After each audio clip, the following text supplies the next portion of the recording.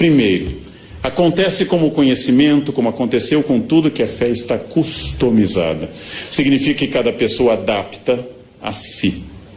Agostinho diz com toda clareza que a pessoa que seleciona da Bíblia o que quer e rejeita o que não quer, acredita em si e não na Bíblia. E esta é a regra de hoje. Olha que Agostinho não conheceu o que acontece hoje. Essa é a regra de hoje. Você é católico? Sou. Então o Papa é infalível. Não, eu não acredito nisso. Maria é virgem. Ah, não, essa parte eu não concordo. Você é contrário à pílula anticonceptiva? Não, eu sou a favor da pílula. Não, você acha realmente que é pecado, por exemplo, isso e aquilo? Não, isso não. Então, meu filho, o que você é? Já que nenhuma das crenças católicas é sua, mas é a customização da fé. Não, a igreja diz isso, eu vi na Bíblia, mas eu acho que é assim. Essa é a autoridade contemporânea. O eu se sobrepõe a tudo. Ah, eu sou católico, mas eu gosto de acreditar na reencarnação. Bem, o Papa Pio IX definiu como heresia a reencarnação. É como vocês falam, não, mas o Papa é o Papa, eu sou eu acho. Ou seja, eu não estou pensando que alguém deva ser dogmático ou não.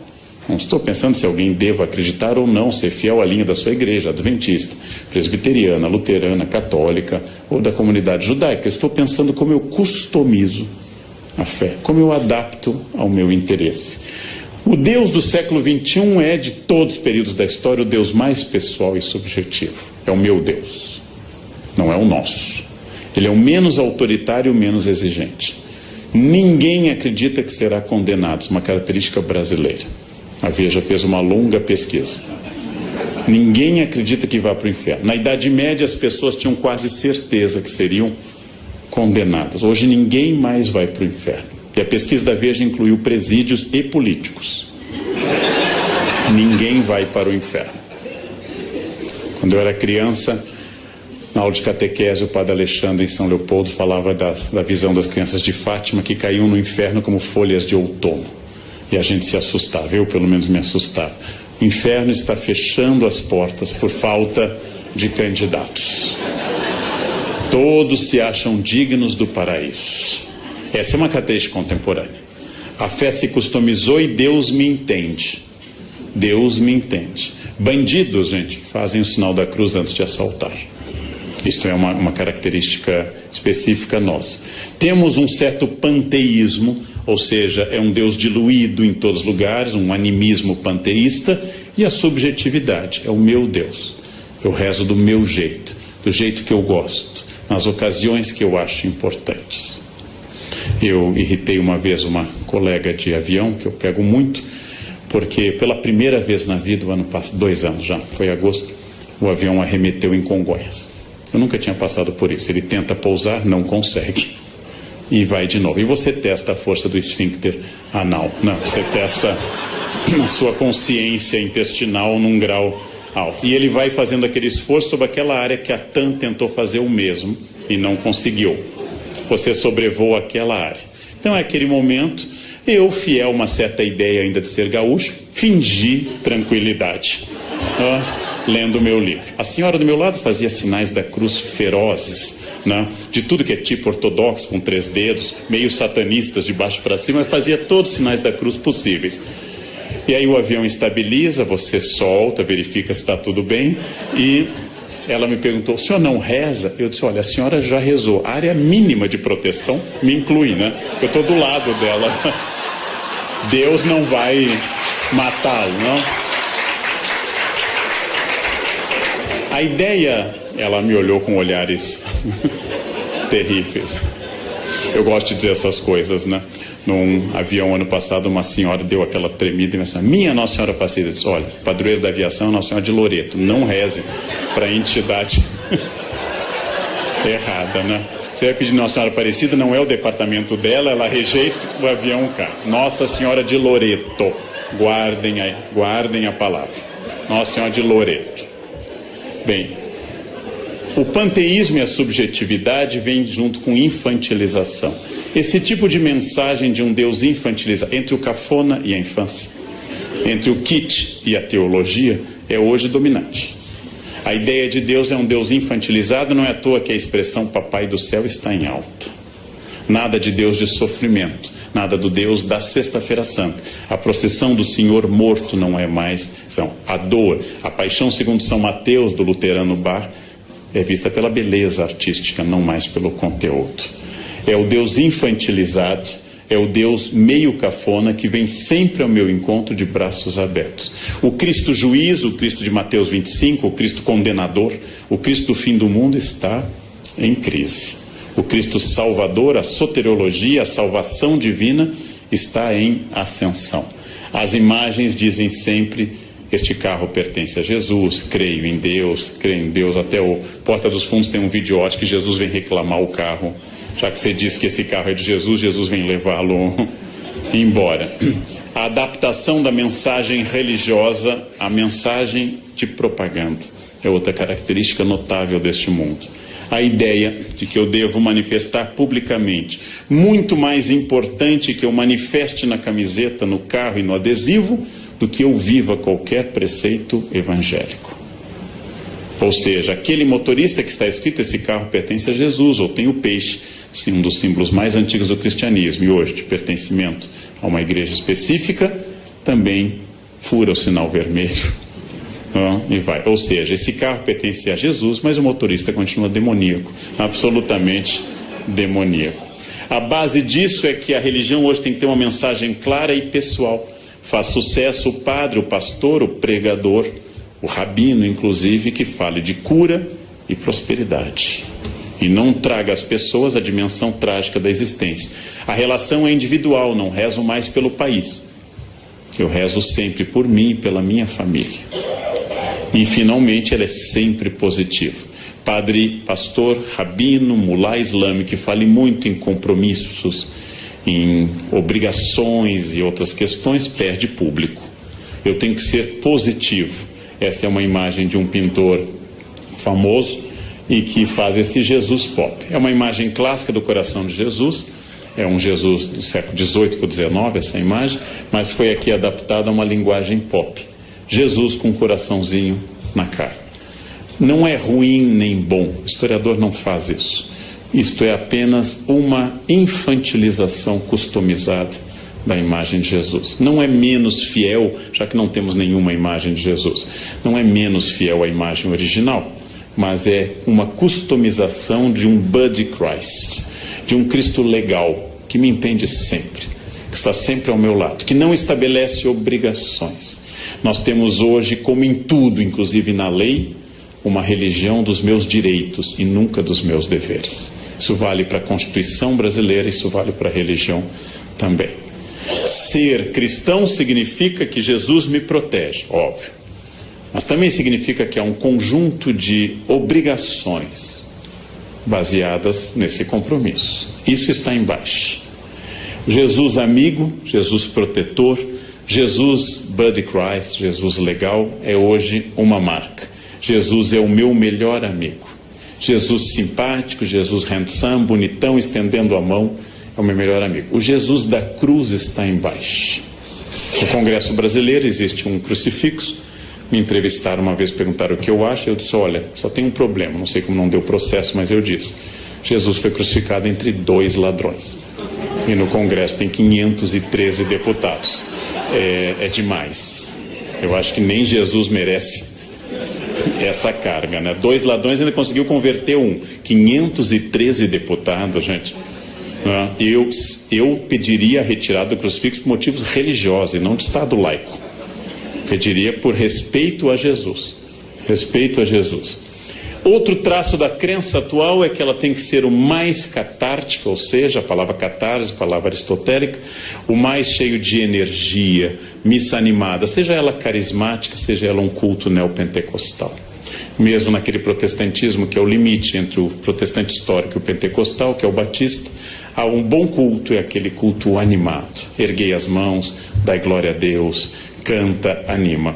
Eu, como estudo religiões, eu frequentei a missa do Padre Marcelo. Eu recomendo aos senhores, porque é um caso muito interessante, mas tem que ir logo, porque não dá para ir na terceira idade. Você não tem energia, você não chega ao credo, porque senta, levanta, grita, rodopia, não dá. É uma missa para jovens com boa capacidade aeróbica, capacidade, porque ele é animado. O cara animado é aquele.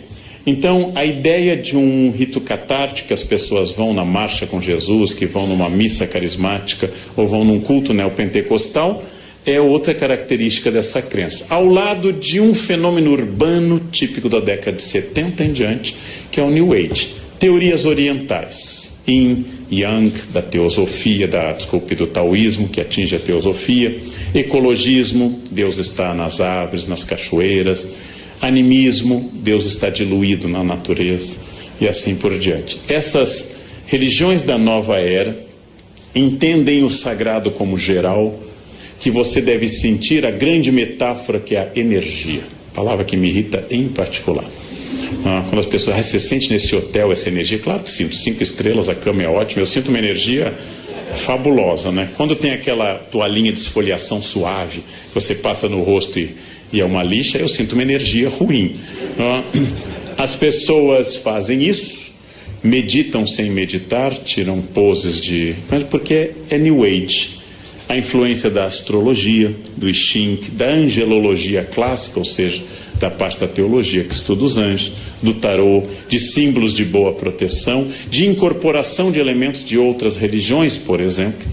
É o caso do Brasil, onde passamos nos últimos 30 anos a utilizar branco no Ano Novo, influência de cultos afro-brasileiros, e agora lingerie vermelha, se você quer amor, lingerie amarela, se você quer dinheiro. Imaginem alguém de cueca vermelha, o que atrai a isso? Um Exu, né? O que atrai uma pessoa de cueca vermelha? Cueca amarela. Imaginem a cena de cueca amarela. Salvo se alguém aqui está cueca amarela, é exceção do que eu estou dizendo.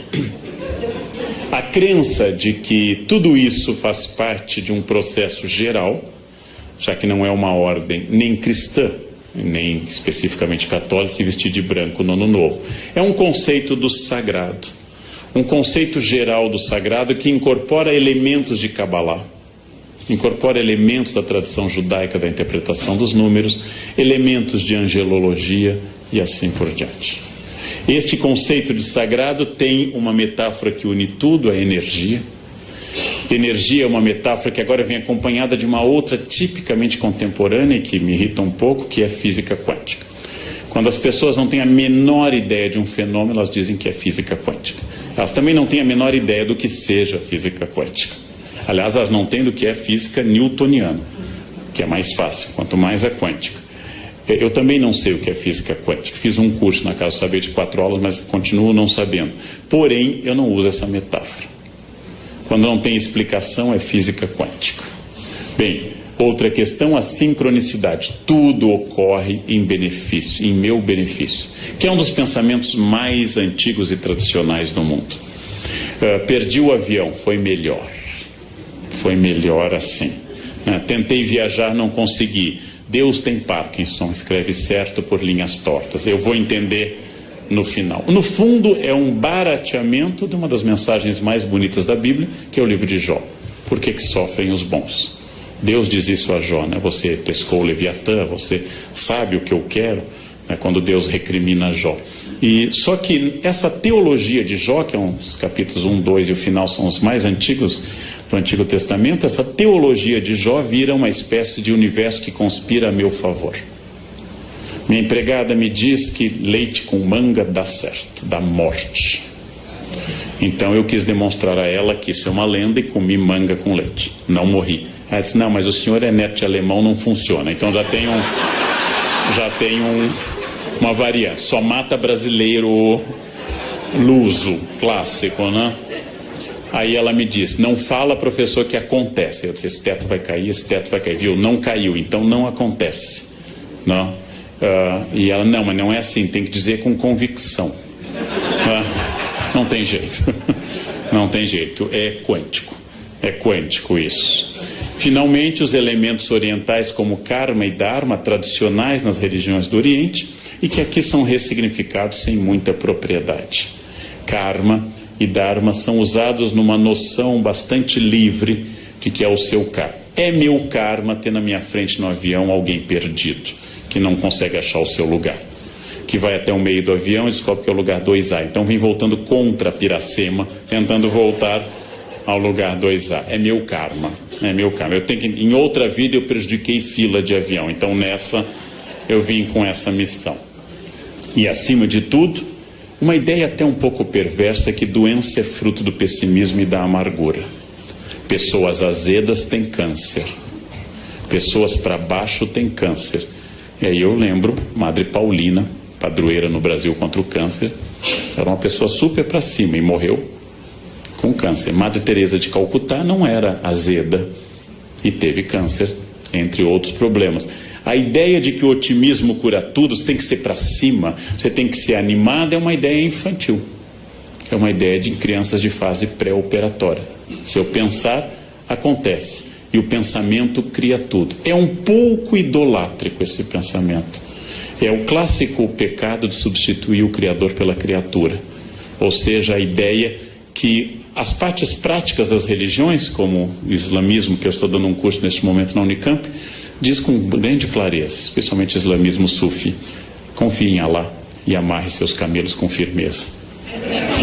Essa é a parte prática. Inácio de Loyola dizia: reze como se os homens não existissem e trabalhe como se Deus não existisse. Essa é uma forma um pouco moderna e prática, mas isso aqui é um pouco infantil. O que você está fazendo? Estou pensando muito positivo. É um pouco problemático isso. Há uma nova consciência que mistura conceitos indígenas, culto à natureza, chás, maconha, ayahuascas, ervas e assim por diante. Essas pessoas fundem num sincretismo contemporâneo essa crença. Eu vou dar um exemplo que eu visitei e não conhecia ela. Quando eu fui a primeira vez, ela já tinha falecido.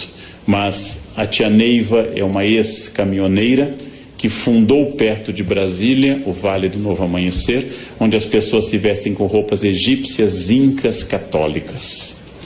E ela já faleceu, e aqui está a tia Neiva com seus mentores, que são entidades indianas e indígenas, e também católicas.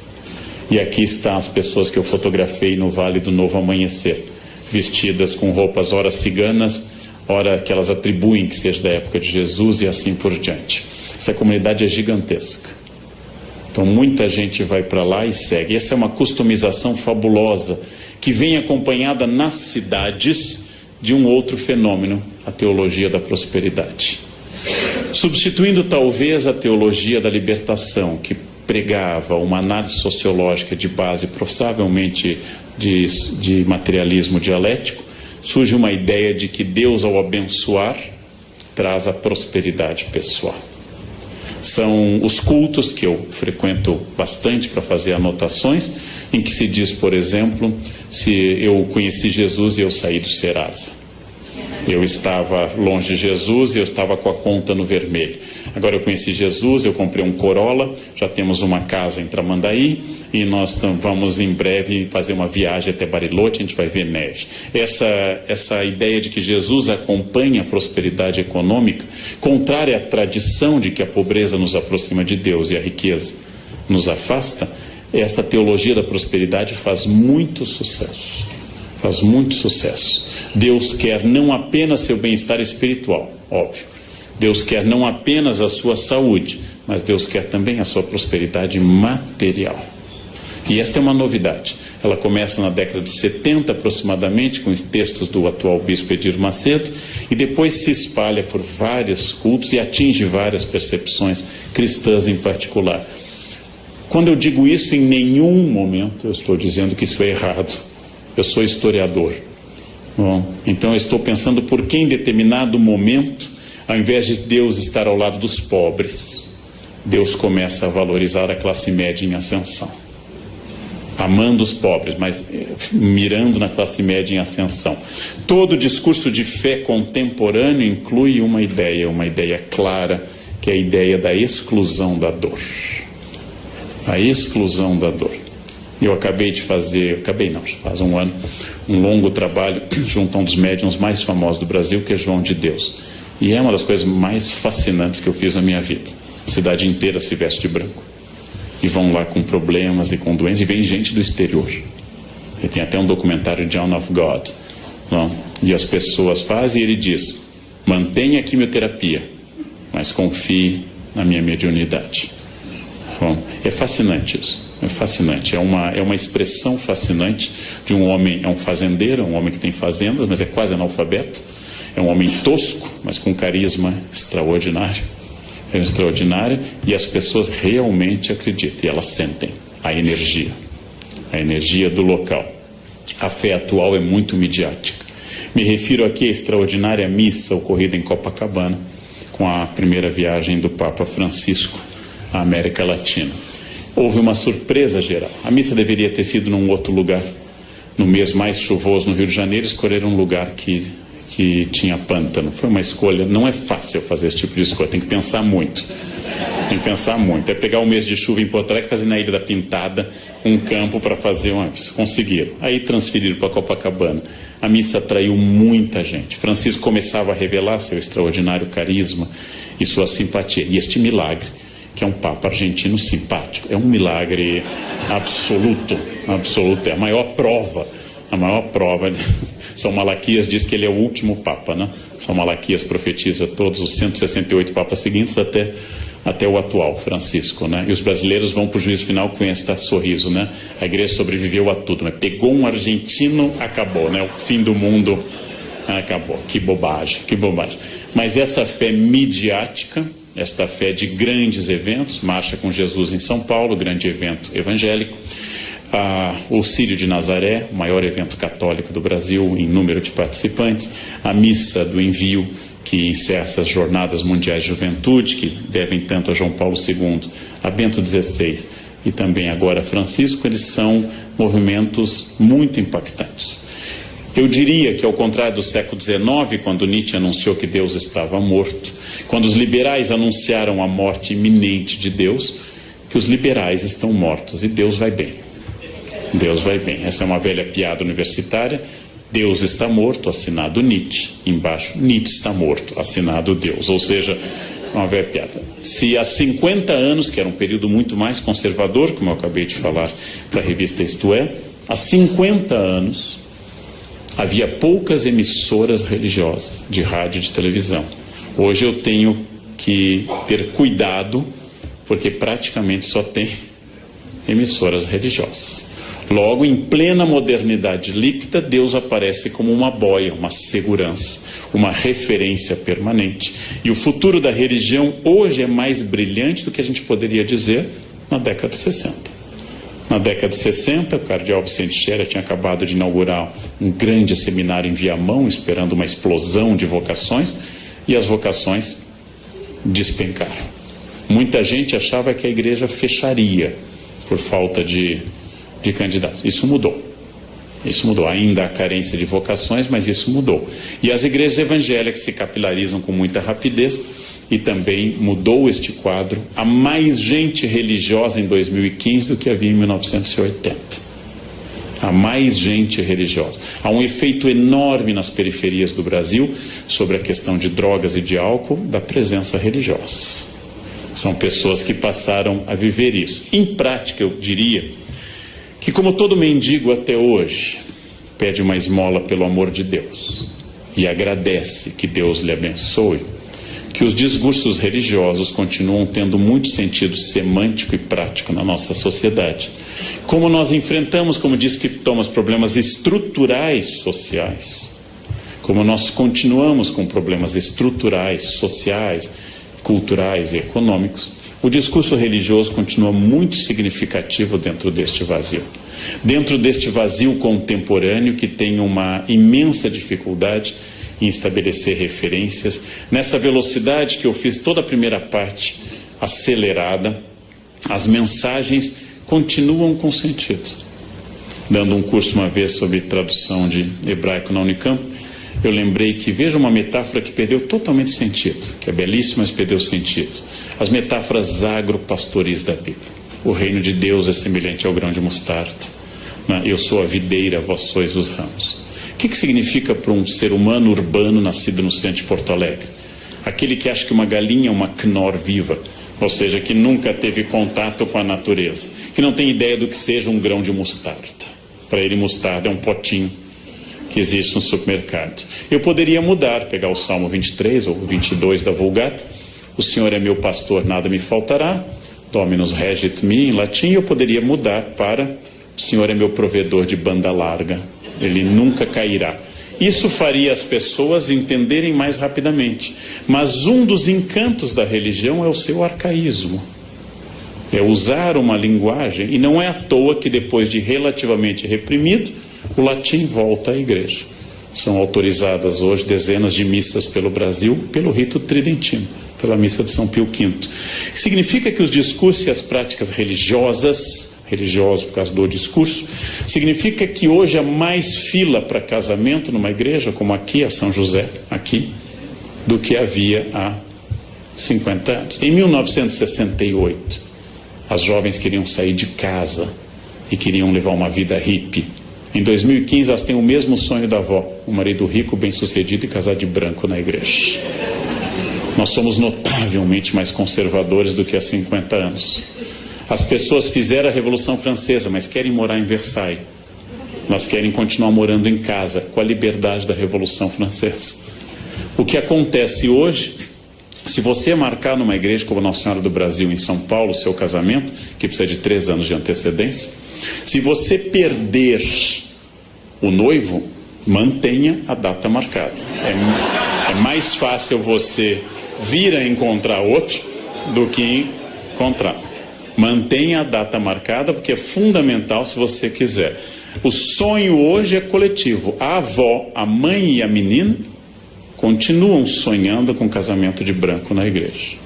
Isso é notável. Isso é notável. Nós continuamos explicando mazelas sociais por tudo isso.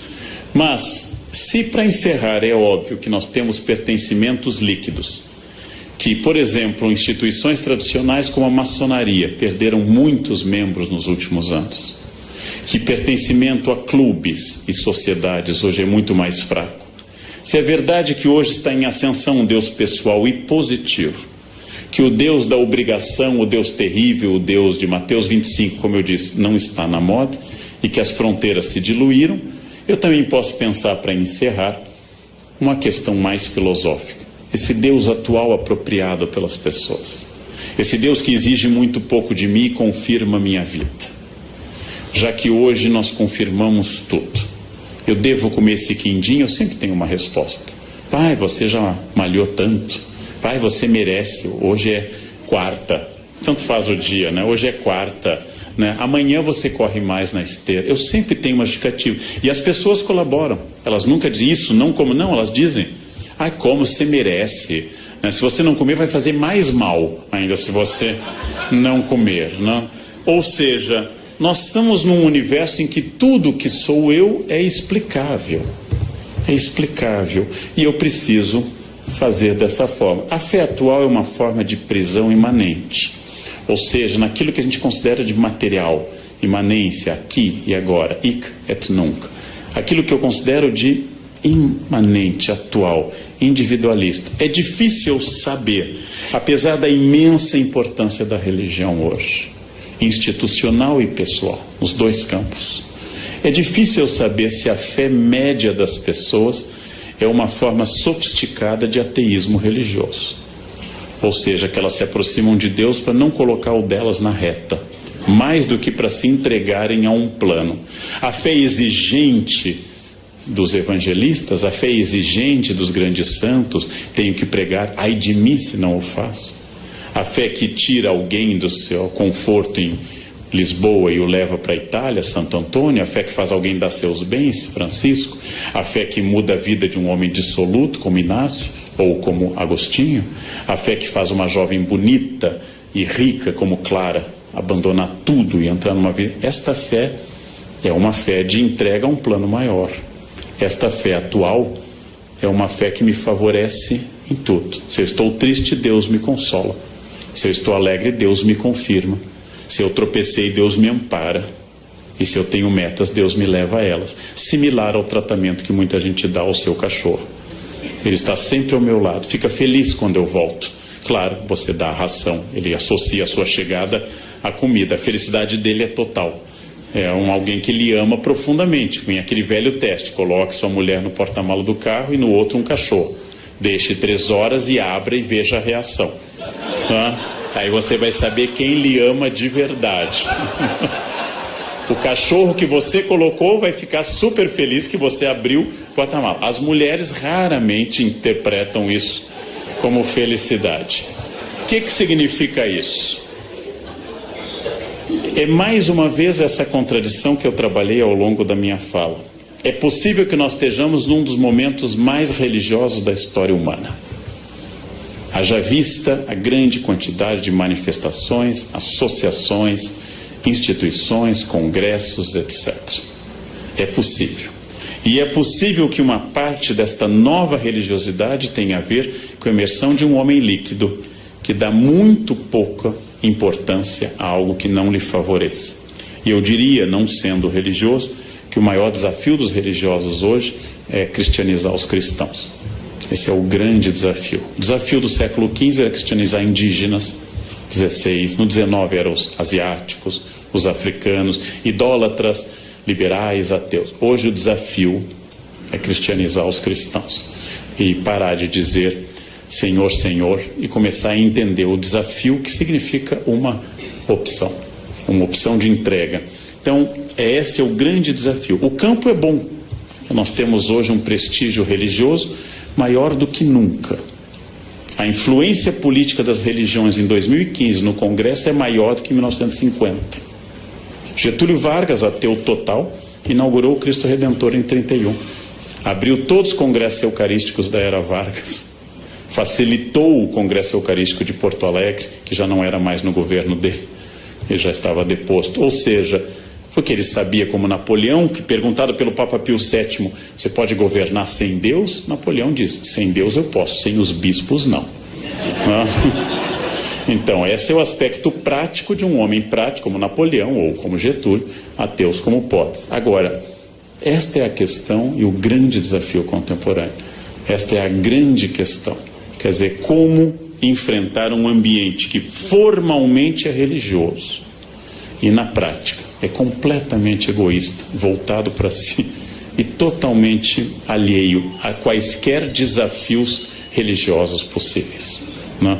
Como falar de Deus para quem tem Deus no carro, na casa, na camiseta, mas só não tem no coração e na atitude. Esse é um desafio, é o mesmo desafio de sempre. Como falar da lei para doutores da lei, para escribas e para fariseus, aqueles que pagam o dízimo sob o cominho e não entenderam o básico. Esse é o desafio contemporâneo do mundo líquido. Era o que eu tinha a dizer na hora que me reservaram. Muito obrigado pela atenção dos senhores. Obrigado.